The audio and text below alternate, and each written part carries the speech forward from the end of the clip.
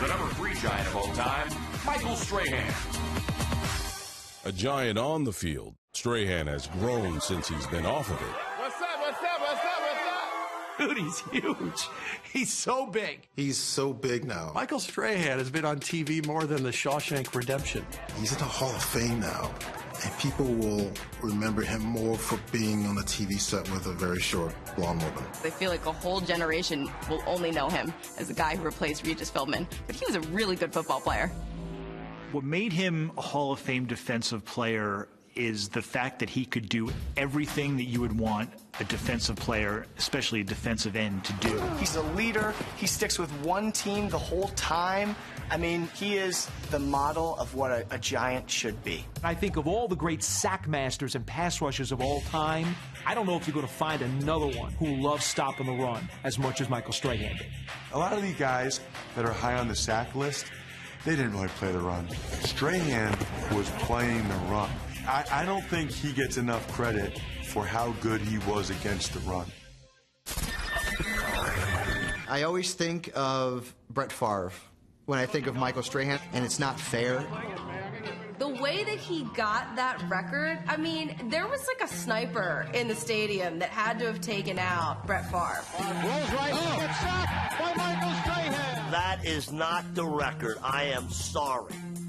That is an absolute farce. I feel like in any statistical season, there are some that came too easy. There are some he probably didn't get credit for. I didn't love the look of the final sack. I just know that Strahan was a beast that year. 22 and a half sacks. It's a new record. Michael Strahan.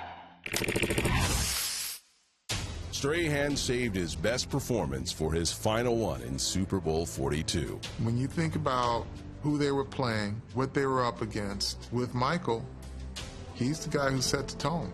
Everybody talk about a dynasty. Our dynasty starts today.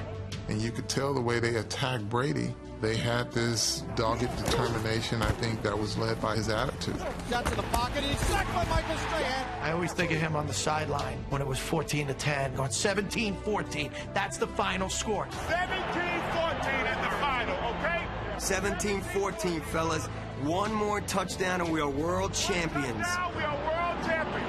Believe it and it will happen. Believe it and it will happen. The way he went out adds to the legend of Michael Strahan. He took a team that everyone doubted and helped them pull off one of the greatest, if not the greatest, upset in Super Bowl history. He learned an incredible array of moves to get to the quarterback. He would learn leverage techniques. He knew where to get under the offensive lineman to get him off balance. Sack back at the 40-yard line. Michael Strahan. He treated football like a chess match. He was always pushing, prodding, moving, thinking, and he was a mad scientist pass rusher, really. He was just brilliant. I don't know that there was ever a more complete defensive end in the history of the NFL. Strahan was an absolute monster. Every time you turned around, Strahan was sacking somebody. To this day, I believe that Michael Strahan is out there just sacking people. Like before every show, he probably sacks poor Kelly Ripa. Sacked by Michael Strahan.